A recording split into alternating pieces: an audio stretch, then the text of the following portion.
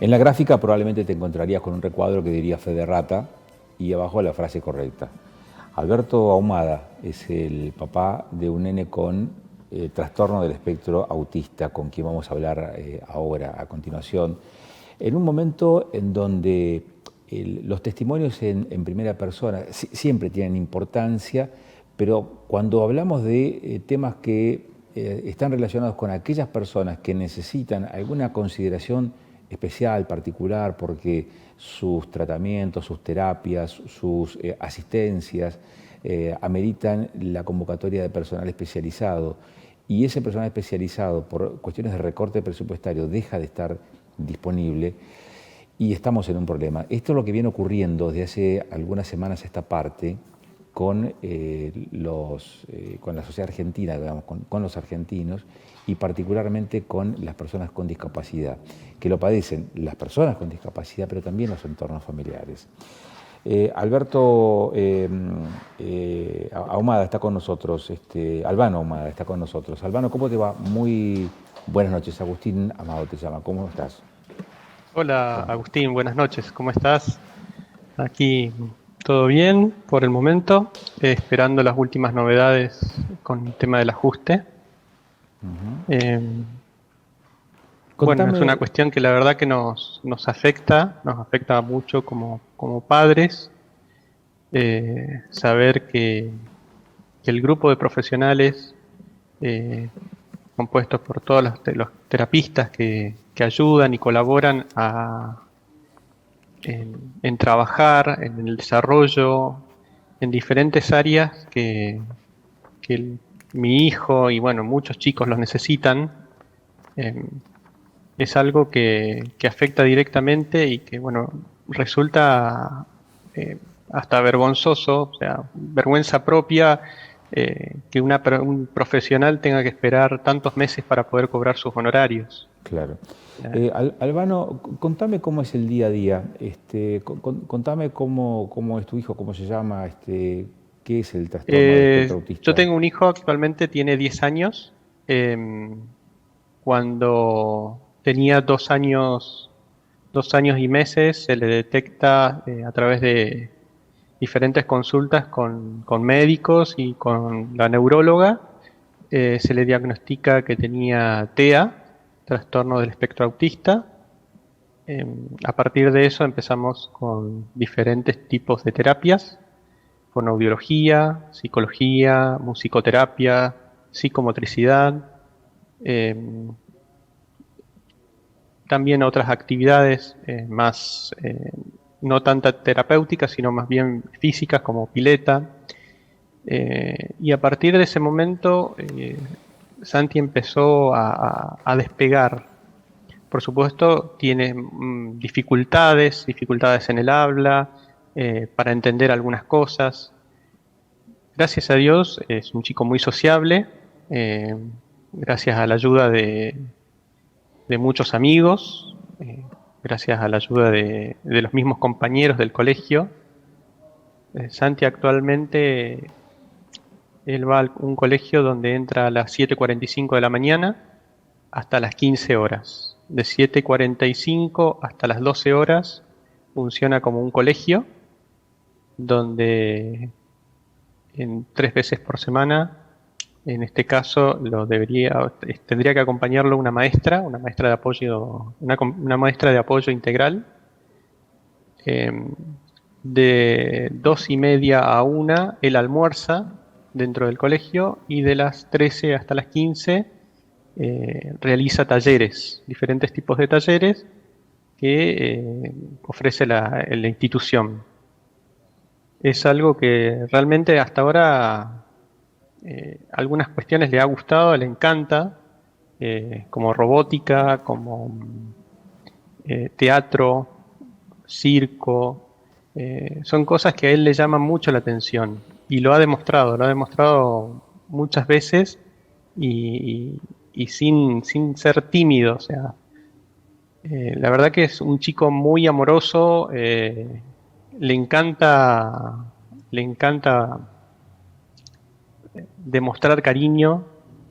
eh, es un chico que puede tener 10.000 dificultades, pero se hace entender, o por lo menos trata de buscar la forma de hacerse entender. Imita mucho, por supuesto, y, pero es un chico que realmente a nosotros nos llena de cariño. O sea, realmente después de terminar una jornada de trabajo, dedicarnos a él exclusivamente, sin ningún tipo de actividad extra, solamente a sus terapias, que actualmente está haciendo fonoaudiología, psicología, psicopedagogía, psicomotricidad, también va a pileta. O sea, son muchas las actividades que realiza en la semana. Y Albano, digamos, esta situación imperante en términos económicos, en términos financieros, que ha dejado sin honorarios a los profesionales que atienden este tipo de circunstancias, de situaciones, pero también ha dejado a ustedes sin esa apoyatura técnica. ¿Cómo transcurren entonces esos días? Porque recién decías, él debería tener una maestra que lo acompañe en ese tránsito por la escuela en el horario matutino mientras se dictan clases. Es decir, debo inferir que hoy no tiene ese acompañamiento, esa asistencia terapéutica o esa maestra de apoyo que debería tener por las mañanas. Mira, nos cuesta muchísimo, hasta recién en esta semana logramos conseguir una maestra y un acompañante terapéutico, pero nos costó 1 mes y medio poder conseguir una maestra y un acompañante terapéutico. Nos costó muchísimo conseguir. Buscamos a través de diversos contactos, publicaciones, amigos de amigos, recomendaciones, siempre tratando de buscar a una persona que sea confiable y que pueda mantener un buen vínculo, que es lo que él necesita. Albano, ¿y esto solventado digamos, con la economía de ustedes o solventado también? Por ahora, por la economía propia. A nosotros, cuando se diagnostica su discapacidad, nos entregan un certificado que tenía una validez por 5 años. Ese certificado venció en mayo del 2020, justo en plena pandemia. Durante un periodo de tiempo, durante todo este tiempo que estuvo cerrado todas las instituciones públicas, por decreto, por resoluciones, se fueron estirando los vencimientos. Y llegó un momento que, bueno, se levantó todo, logramos tener un poquito más de actividad y logramos presentar la documentación en el JUCAI, que es la autoridad que expide los certificados a nivel provincial. Y bueno, demoró un tiempo que analizaran la documentación, y a todo esto la obra social nos metía presión de que los honorarios de las profesionales no iban a cobrar hasta tanto no estuvieran los certificados, no estuviera el certificado vigente. Como estaba vencido, no iba a tener cobertura por la obra social, lo cual es casi ilógico pensar que un certificado va a ser, no sé, vencer una discapacidad, por decir un ejemplo. O sea, yo creo que un certificado... Claro, ¿cómo se puede dar un certificado por X cantidad de tiempo cuando estás hablando de una discapacidad o una capacidad que no es transitoria, digo? Exactamente, o sea, para una persona que tiene una discapacidad mental, o sea, ojalá se pudiera resolver, y si se resolviera ya no necesitaríamos disponer de un certificado. Pero bueno, necesitamos el certificado, hacemos todos los estudios que corresponden, hacemos un seguimiento de todo. Su neuróloga prácticamente le realiza un control todos los años, y la verdad que no tener tener un certificado vencido como te digo, no es que porque esté vencido se va a vencer su discapacidad, o sea, no sé, eso es una cuestión que también deberían un poquito repensar las autoridades al momento de expedir un certificado o ver otras metodologías de control que, que hagan ver que un chico que tiene una discapacidad no se va a resolver de un día para el otro. Claro. O sea, nuestro deseo sería que sí, o sea, ¿quién quisiera, o sea, yo creo que nadie quisiera tener una discapacidad, Te hago, ninguna persona. sí, te hago una pregunta, Albano. Eh, a ver, en el barrio diría una pregunta jodida. Eh, ¿Cómo se vive cuando, cómo se proyecta hacia adelante cuando me estás relatando esto, ¿no? Es decir, tenés un hijo de 10 años que tiene una capacidad, digamos, una discapacidad que va a ser de por vida. ¿Cómo se proyecta la vida de uno mismo como familia o en lo personal hacia adelante? ¿Cómo se proyecta sabiendo de esta realidad, de esta circunstancia y con los problemas que ustedes tienen que lidiar a cotidiano? Mira, tratamos de llevarlo con total naturalidad. Eh, Esto hay que llevarlo día a día, enseñándole de a poco. Yo sé que hay cosas que para nosotros enseñarle y que él las pueda aprender, las pueda llevar adelante, es todo un logro. Quizás para una persona común y corriente puede ser algo normal y natural, pero para que él pueda desarrollar algunas cuestiones que son pequeñas, nos lleva tiempo para que él las aprenda y las entienda y las pueda desarrollar.